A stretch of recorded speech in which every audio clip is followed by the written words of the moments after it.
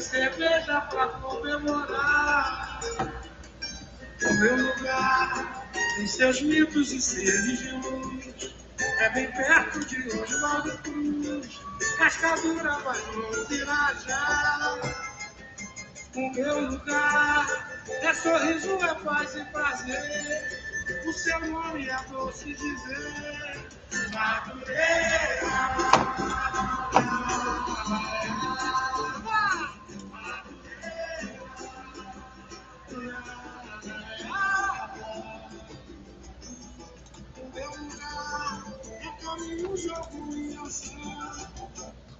Oh, sorry about that. Oh, well, it's bringing on Michael. Well, welcome to the Beast Council. I'm Charles Clark, your real estate investment broker, here with another bright idea. I have my guest with me, Michael Miller, who is a client and working on a current deal right now. I do want to give a big shout out to our sponsors, which is NextHome MyWay, the real estate brokerage where I hang my hat at, where Angel, Jose, and Carlos are some of the leaders that we have that, running our team here, and we're always looking for new agents and brokers to come aboard who are willing to build their brand. And I always want to give a big shout out to them because they allow me to put on the webinar every Tuesday and put on the podcast every Wednesday as well, allowing me to use the social media room to put on all this production. So thank you for them to put this out there and allow me to use the conference room for our monthly meetings for Aspire, our second Wednesday of every month, located at 5151 South Howell Avenue. So thank you again for NextHome MyWay for allowing that. And then my team, which is with Raise the Standard, for supporting everything that we're doing as well. So thank you again. But enough about us. Let's get into Michael and just how you got started, man. So I guess tell me a little bit about yourself and how you got into real estate, and just we'll go from there. I'm actually like a nurse by profession. Did some travel nursing a while. Started my real estate journey back in like 2016 or so. I bought my first house back in Kansas City. And when I originally started travel nursing, I decided to house hack, and I short-term rented it out while I was traveling to other cities and working. It kind of really opened me up to the revenue you can get from just having assets work for you. So from there, I ended up selling that house, made it like a $20,000, $30,000 profit. So it'll open my eyes up a little more about making a little money off of purchases you made. From there, we ended up moving to Chicago after the travel nursing, purchased a property there, kind of a fixer-upper. We got a pretty good deal on it. Took longer than expected to fix it up. I was kind of doing it myself and trying to get a few people in there, but it ended up taking like over a year or more to finally get it rented out. So I was a little familiar with some of the real estate and some of the troubles that you had in it. But after we finished that and got that rented, had some time pass, decided I wanted to do some more, bought another house, ended up being another duplex. We moved into the bottom unit, and we short-term rent the upper unit. Okay. That revenue ended up being able to pay for the entire duplex, plus give me a little bit extra. So opened my eyes up a little more time passed. Thought I was ready again to get back into it.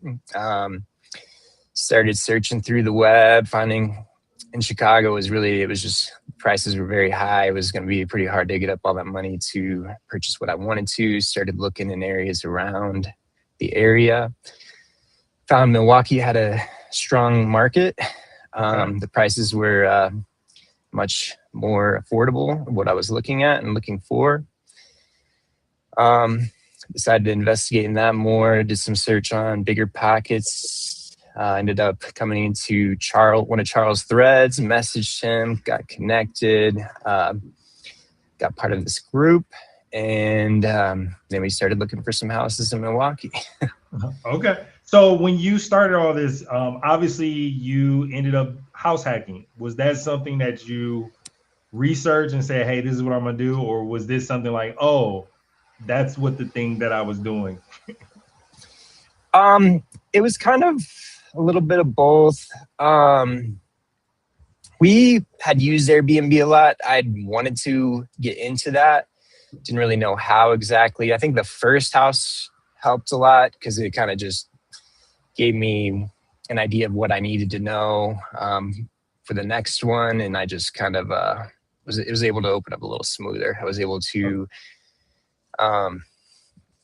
just start it with less complications, get a license, get everything properly situated.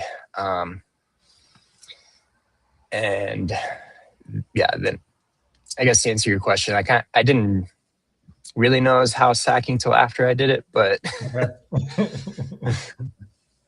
so so when you were starting to go down that process and fix it up, were you keeping track of a lot of the things, or did you feel like this is normal?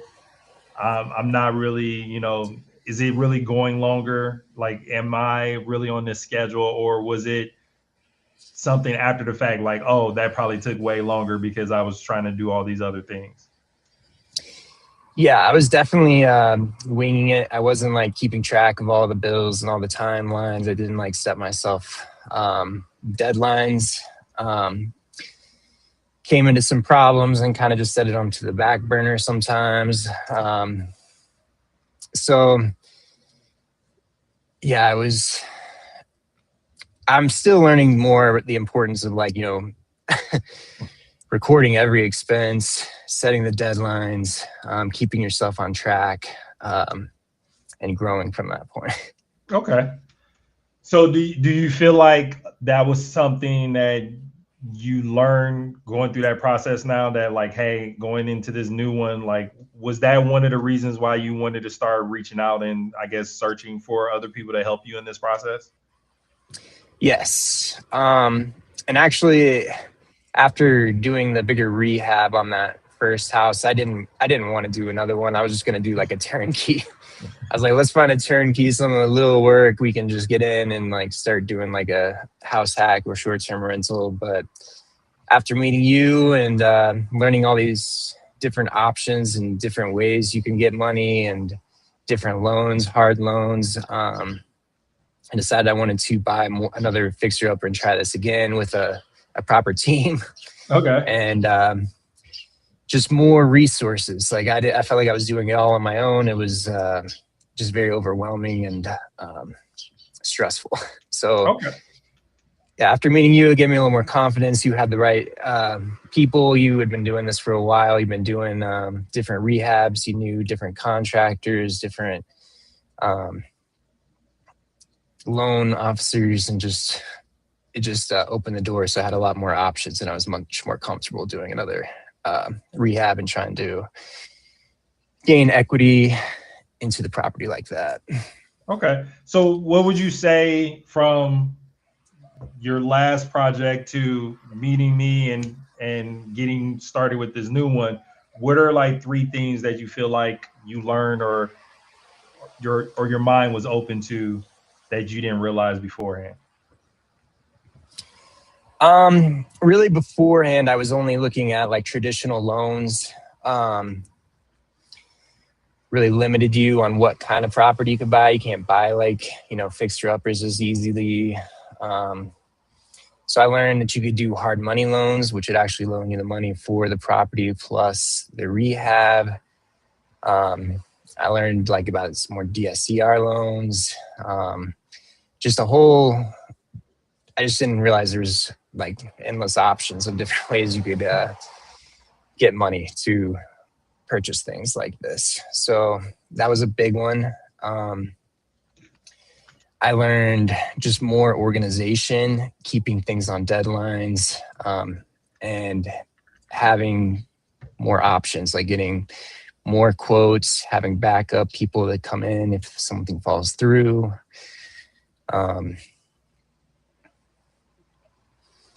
What else? And I mean, really just more how to evaluate the property, like what numbers you're looking for, like the rent in the area, what rent can do to raise your value, what adding different bedrooms or bathrooms can do to force equity into it. So properties that might not have been like a viable deal in the past might be now, knowing some of the things that you've said. Okay. So you would say more of capital allocation, just learning a little bit more about lending and different resources for you to gain money. It sounds like you said systems because you felt like you're keeping track and being more organized, and then learning how to better underwrite properties so that you can, I guess, open your horizons to more options from that standpoint. Yes, Okay. That's what I was saying. Okay, awesome. Well, I mean, I'm glad that you felt like there is a difference between, other agents and what we provide and what we're trying to do, which led to you actually, we had you under 2 contracts, but you only went with 1. Yeah. So before we get into the one you actually pulled the trigger on and went, can you share like your thoughts of why you didn't go with the other one? Yeah. So we'd had like 2 properties under contract at one point. I had found the first deal that we didn't go through originally. It was in Kenosha. It looked like an okay deal. I was going to put a little bit of money into it and probably long-term rent it and sit on it for a while before I refinance. But I mean, further we got into the deal, it was going to need just more work than anticipated, which is going to be just a little more costly. Plus, we had found this other property, which I had liked more, and I knew was going to need a lot of work and resources and time. So just ultimately, I felt like I didn't want to do both at the same time. I wanted to focus on this one, put all my energy and effort into it and try to just learn more before I jump into 2 deals at once, I guess. Okay. So do you feel like it was more of, if you didn't feel like you had the capacity to do both of them, not necessarily you didn't have the funds, it was just more of the mental aspect of it? Yeah, because I'm still doing my full-time job as well. So just spreading myself over all of it seemed I was going to be like a little thin. And I didn't want to put things on the back burner and waste money by spending more time and doing that road again. So do you feel like you have aspirations to be doing multiple deals at once? Yes, for sure. I think after getting through this deal, I'll be much more comfortable trying to do multiple deals. I am trying to like scale, so I would like to start purchasing properties quicker than I have in the past, which is like every 2-3 years. I'd like to start, 2, 3, 4 a year going forward. So yeah, I feel like with each one, just gives me the confidence that we can do more without being too like stressed out or too thin. Okay. Well, let's get into it. So why this one? Why did you move on this one and not the other one? I really liked this one for just because of the house hacking that I'd done in the past. I was really looking for another property that I could either short-term rent or mid-term rent. This property was situated in an area in Walker's Point, which could possibly be both. It's very close to the highway. It's minutes away from multiple hospitals, so I could do like a mid-term rent if I wanted to go that direction. It's also very close to downtown. The Walker's Point area is being built up, so I think it's only going to get better as far as like vacationers and people coming in town and want to stay in that area. So I really like that from that standpoint.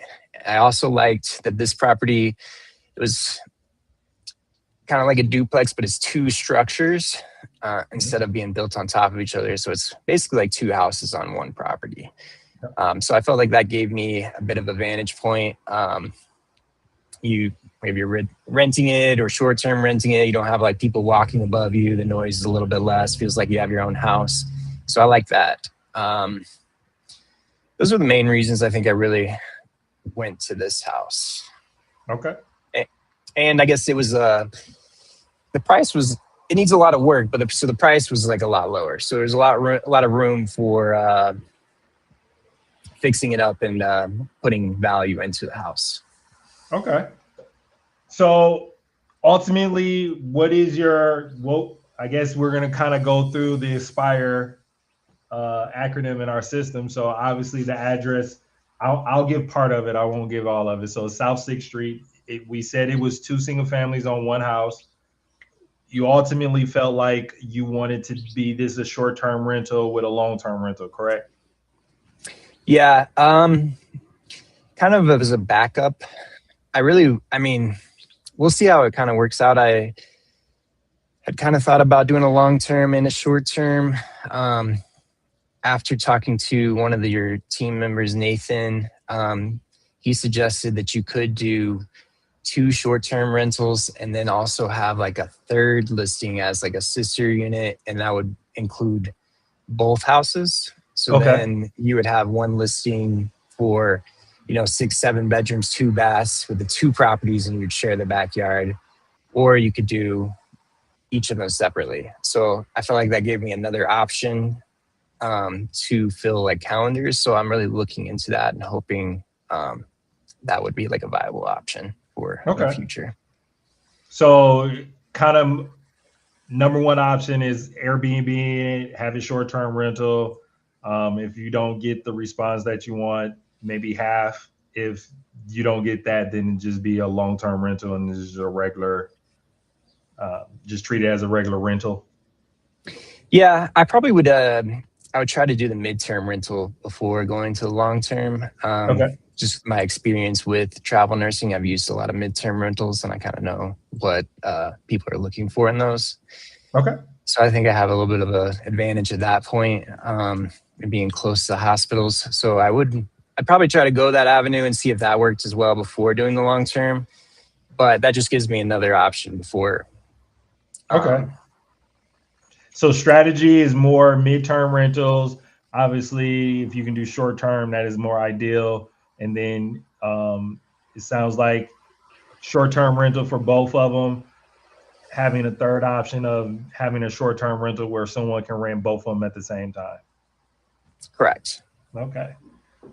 Well, you got the backyard for it. I mean, it's just fixing that up from that standpoint. So with that being said, going from the, I guess, short-term, midterm, and long-term, could you share like what you thought your returns might be for each one of those that helped you make this decision? Yeah, I haven't like locked down the numbers completely, but I think, let me see what Nathan's. For the short-term rental, I know that it's like a very seasonal. So like I know that the summer is going to be a heavier rental basis, and then the winter is going to be lower. So like the numbers are going to fluctuate a lot between the two. I've had an idea of like maybe short-term renting it in the summer, capitalizing, maybe getting like, I don't know, $5-6 grand a month. And then I know that the winter is going to be lower. So I was playing with maybe during the winter, shutting the short-term rental down and trying to just focus on doing the midterm and like nurses coming in the area for travel contracts and hopefully making, I think long-term is maybe around $1,300-1,400 a month per unit. And so for midterm, I was thinking it would be more like 18, maybe 2,000 a month. And then for the short term, I was averaging like 3 to 4 on average. Okay. It's the numbers that I've kind of came up with. And so when you say an average, you are, I guess, stretching it out for 12 months and not necessarily just for the peak season. Right. Because the one I do in Chicago is also like seasonal. So like in the summertime, it'll bring like 7,000-8,000 a month. But in the wintertime, some months it's like maybe 1,500, 2,000. So if you average it out, I think I make like 4,000 to 5,000 a month over the year. Okay. So that's kind of how it was. Well, 60,000 is not too shabby. Right. I'd be okay with that. So when you were going through this, I guess, what was your process of trying to, I guess, figure out the rehab budget, knowing that you were at a distance? I mean, obviously you kind of had to rely on your team. So I guess talk through trying to figure out your budget, knowing that you couldn't walk the property and needing to rely on a team. Yeah. So this is where I became more comfortable investing long distance, was after meeting you and seeing like your thoroughness and how you go out to each property, you walk it yourself, you video everything, you take pictures of everything, you give your insights on what problems we're going to run into, who we need to get out there and look at what before we close on the deal, and getting just like some rough estimates of what the cost would be. Like I said, you just being there and being willing to go out the property at any time, being able to get on a phone call and talk through anything, that just gave me a lot of confidence in moving forward and being able to make this work. So the team is the deciding factor. Right. Awesome. Right. Finding the right team, I feel like that makes a big difference. Awesome. Well, I mean,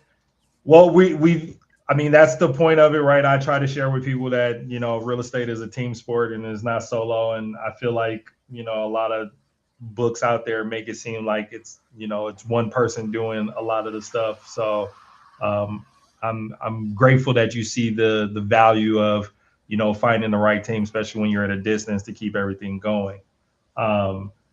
So I guess to kind of wrap things up too, and I don't want to keep you too long, like how do you see the Aspire ecosystem, obviously me bringing you on board, and how all of that has come into play of helping you run your operations better? It just gives you a lot more just support and ideas. So like when you run into problems, or if you don't think of something, for instance, like talking to Nathan about the short-term rental, I didn't really think about doing a sister unit and connecting both houses. So that was like a whole new door open to me. The more people you have in the field, the more ideas you can bounce off of each other and get ideas like that. It helps you keep like the momentum going, hearing other people talk about their deals and what they're doing, and just inspires you to work harder and look more, and making deals work in other ways like that people didn't see before. So you can, I guess you can make a lot of deals work if you find like the right options or the right deal structures. And having this group helps you just put that structure in place and solidify your confidence in the numbers and what you're doing. Okay. Well, to keep kind of going through, I guess, the acronym, right? So that we're kind of talking about purchase price. So you purchased at 175. You're trying to put about 100 in there for the improvement. And we kind of talked about your revenue, and I guess, where do you see this property, your exit? Like, what are you hoping to accomplish with this property? And then I guess a follow-up is, where do you see yourself in the next 3 years? So for this property, I'm hoping we have it finished by November. I may try to like long-term rent it out at first before I refinance it to just get the numbers that we need for the refinance. After that, by next summer, I'm hoping to have it like fully short-term rents out, see how that goes. As long as it goes well, I would continue that for several years.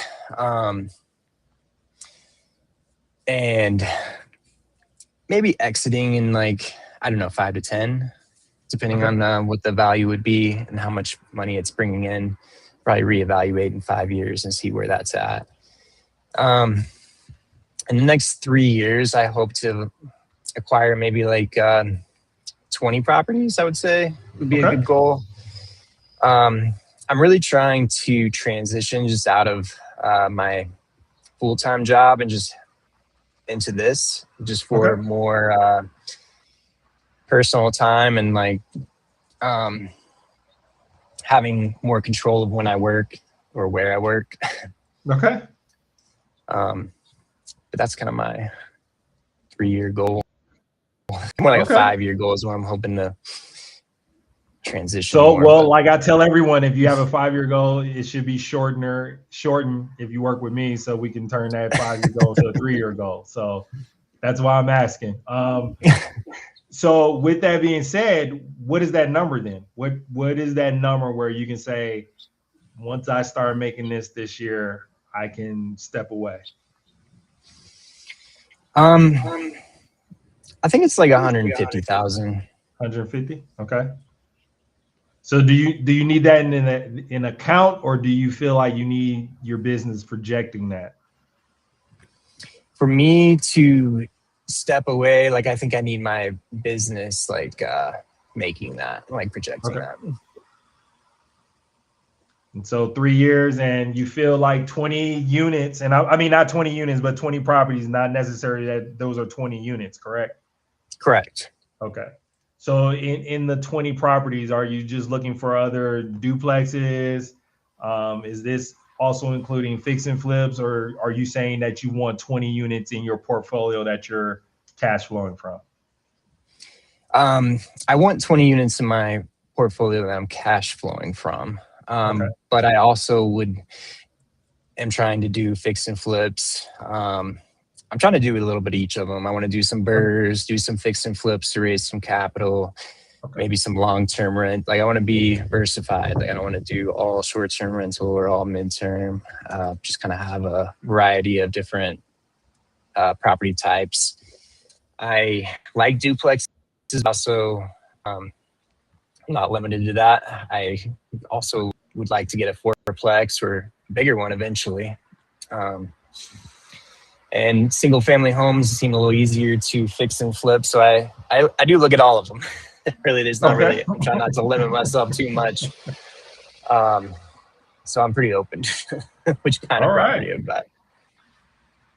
So I guess, what are you hoping to accomplish in the next 30 days? In the next 30 days, I hope to, we have all of our contracts and numbers locked in. Hopefully we're already started into our rehab, but we're like further into our rehab, hitting the milestones that we need, just get on track for finishing in October. And starting maybe to get some of the licenses for the short-term renting and stuff. Okay. All right. Well, I mean, it seems like you've gone from hands-on to now being able to manage a deal from a distance. How do you feel from that transformation from, I guess, almost 6 months ago, maybe a little bit over that when we met? Yeah. I feel like I like the long-term distance better. I feel like when it was in the same city, I felt like obligated to go and check on the property all the time, do different fixes myself, just to like kind of save money. But ultimately, it took more time, more effort, more of my energy. Having it long-term kind of takes those options out and forces me to find just resources to take care of that, so I don't have to like spend my time running out and fixing, windows or doors or whatever that is. So I am a fan of doing the long-term business. Okay, awesome. Well, I'm a fan of it as well, because that puts both of us in business. So I appreciate it. I guess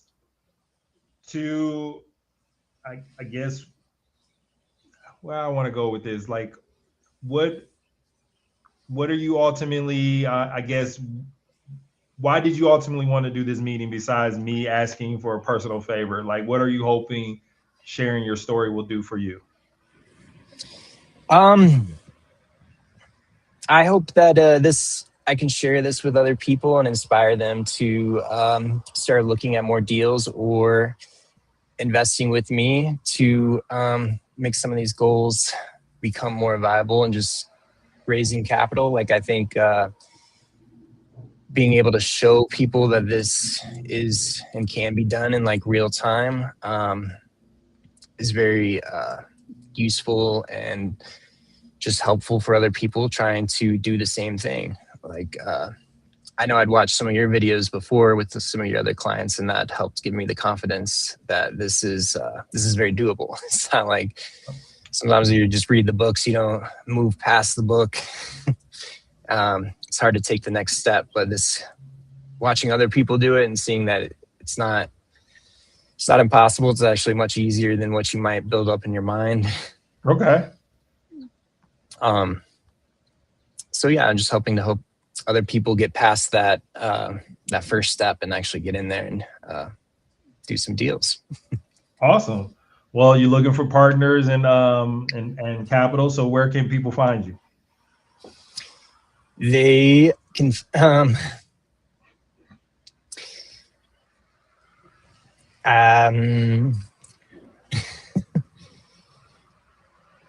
don't know. What do you mean? Like our Instagram, Facebook, like, where can people find you to get in touch with you to see if you be a viable partner?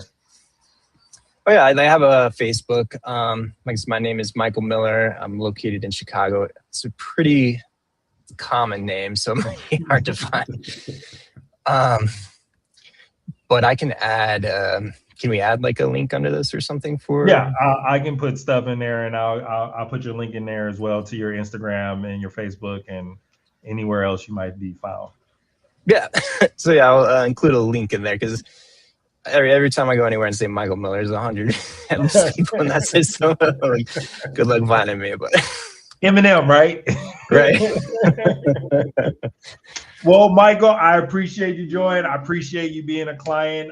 You're definitely someone who is preaching to the choir, right? Because you are an actual client from a broker standpoint. You're using us for property management and project management. You're also a member of Aspire, so you're definitely someone that I say you're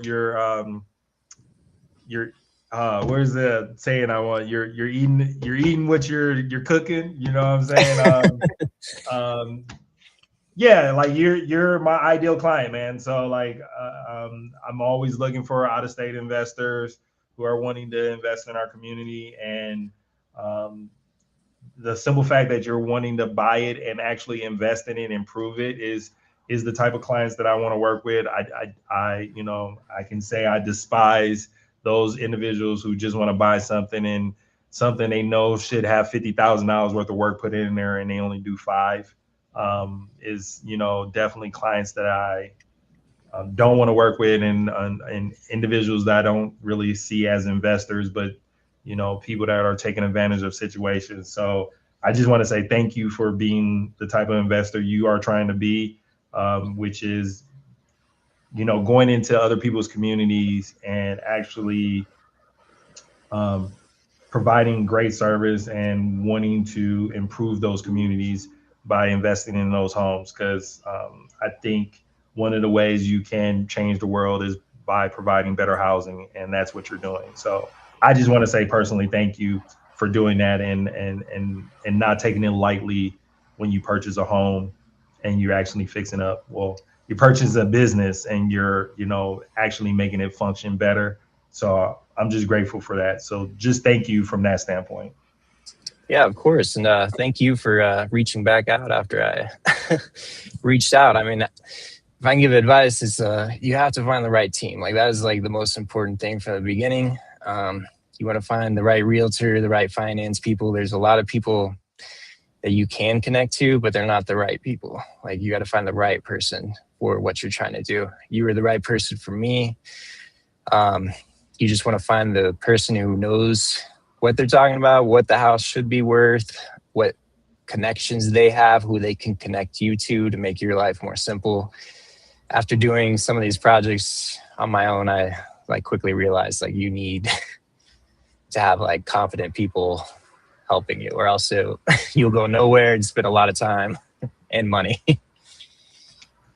Well, so thank you for reaching out back. This has been a lot better than some of the past experiences. Well, like I said, I thank you for the opportunity, man. Like I said, this is what I want to do. So this is what I'm passionate about. So I'm just grateful that I get to work with people like yourself. So I always say that I'm just another member of your team.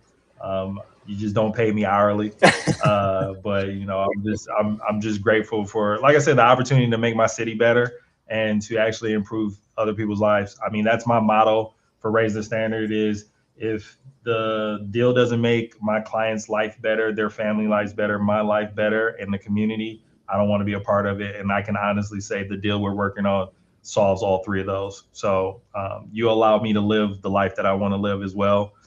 So it's a pleasure to find other individuals and try to help them reach their purpose. And, you know, I would say ultimately one of my goals now is to help you satisfy your goal, which is walk away from your job and do real estate, you know, professionally and, you know, full time. So that's what we're going to do for the next 3 years. I look forward to it, man. Awesome. Well, Michael, thank you so much for joining me, man. I really appreciate it. I'll put all your information down below and then into the content, and then I'll tag you, and then we'll continue on this project and keep giving people updates on when we finish. Sounds good. All right. Thank you, Charles. Thank you, Michael. I'll talk to you soon, buddy. All right. Bye. Right. So there you have it. Michael Miller of Chicago, one of my clients working on a current deal right now. Some of the videos that I've been recently releasing, Michael has been the owner of those property of the property that I've been showing of the project. So now you got to officially seen him and know that it's real. The client base is real. Projects are real. And what we're doing is real, right? We're genuinely in the community trying to improve it, make it better, make lives better, right? This is going to be a home, a property where someone can go lay their head and feel safe, comfortable, and well rested to go take on the world. And a lot of the things that we do is providing better housing. And I know sometimes it gets a bad rap because of rising rents, rising prices, and everything else. And but it's people like Michael who is improving the community and is putting more supply out there. So as you get more supply, rents actually go down, and Milwaukee does have a shortage of supply. So I'm very grateful that I get to work with someone like Michael who is improving the community and putting money into this community to improve it and make it better. So again, thank you, Michael, for your part. I'm appreciative. Thank you for joining the show. This is something that we are truly trying to make a difference in our community and in our lives, right? He wants to, you know, retire himself, take care of his family, and have more time with them. That's just going to make Michael a better person overall. And that'll make him a better person in the community. That'll make his family, you know, a better family in the community. So I take a lot of pride knowing that we are not just making a house look better, but we're actually improving communities where people want to walk the streets. People want to move into those areas, and people want to take better care of their neighborhoods. And I think that all starts with improved housing in those communities. So, yeah, this is just bigger than, getting a check. Obviously that's one of the main reasons why we do this, is to make money from it. I know I'm into it to make money. I know that the reason why I'm in real estate is because I'm able to control my schedule. And that's one of the things that Michael wants to do, is to, be more control over his schedule instead of having to go when someone else wants him there. And, I know he has a young child that he wants to spend more time with. As one of the reasons why I made the decision I made, is because I have a young child and want to be able to spend time with them. So, real estate is a lifestyle decision, right? And I think if you take the time and understand how you can use real estate to live that lifestyle that you're desiring, it can make a huge impact on your life. There's a lot of people who don't want to do what Michael's doing, which is leave their current job. But a lot of people understand that they need real estate to live the life they want. And as I always tell people, if you want the vacations, you want the bigger house, use real estate to accomplish that, right? You don't necessarily always have to buy real estate and say, hey, I'm not going to spend this money for the next 20 years, right? You're going to buy the new duplex to get the new car, right? The new duplex should bring in an extra $500-$600. Well, that can pay for the new car, right? You want to go on 4 more vacations. Well, buy a 4 unit. That, that extra $500-$700 a month, will bring in a couple thousand a year, and that will pay for those vacations. You want a mini mansion? Well, buy a 6 unit. That 6 unit should bring in enough extra cash where it offsets your mortgage, and now your assets are paying for your liabilities. And that's what you should be using real estate for, instead of this complicated thing of, I need 1,000 units and stuff like that. Maybe you just need enough to cover your expenses, and then you move from there, right? I think, like Michael has his goal of replacing his income, that makes analyzing deals actually easier, because when you have that end goal, now you can reverse engineer everything back, right? He wants to make 150,000. He said 20 properties. Well, now he can say, okay, based on the 150,000, I need to make so much a year divided by the 20, properties. Well, some of them he's going to have different units, right? So maybe out of those 20 properties, he has 60 units, let's just say. Let's just average that out, right? So 60 units divided by 150,000, right? He got to make 2,500 per unit. Well, he was saying that, with some of the short-term rentals, he was bringing in, couple thousand a month. Well, now you can average that out, right? Some of the units bring in 500, another unit might bring in 3,000, another one brings in 4,000, right? So all those things he can average out. Now he has a number. Now he has a number he can look at and go after. So now he can be like, well, okay, if the short-term rental doesn't make me at least 2,500, then I don't want to do that deal. Now he can actually analyze deals because he has his number. So I would say the moral of this episode or this story is figure out your number, right? Figure out why you're doing this, right? Figure out that number so you can work backwards so that you can actually analyze the deals.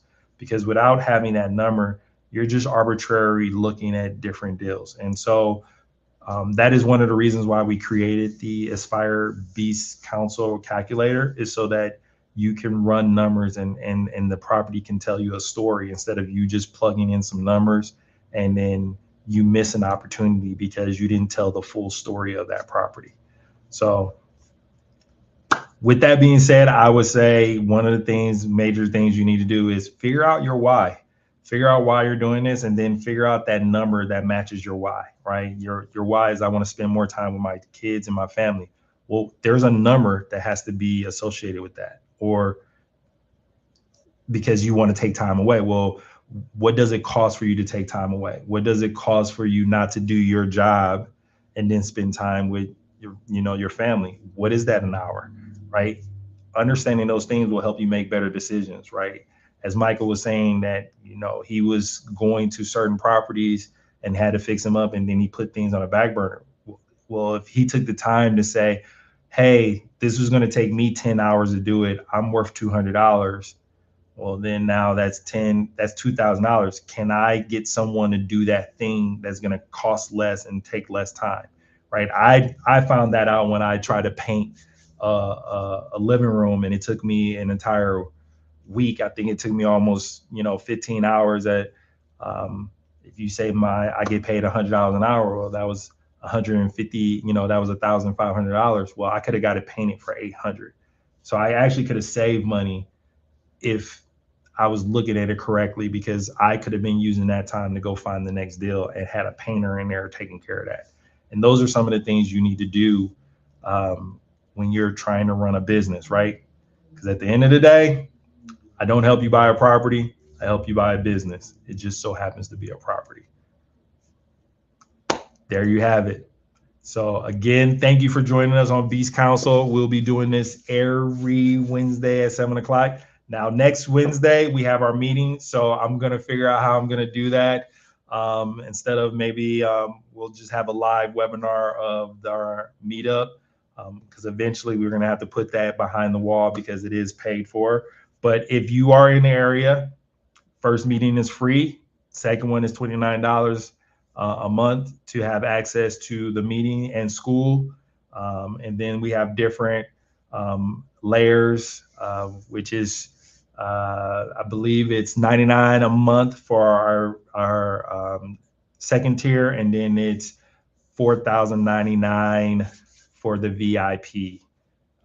So we got different layers, different opportunities for you to be a part of the Aspire movement. Thank you again for joining. I'm Charles Clark, your real estate investment broker, here with another bright idea. Beleza.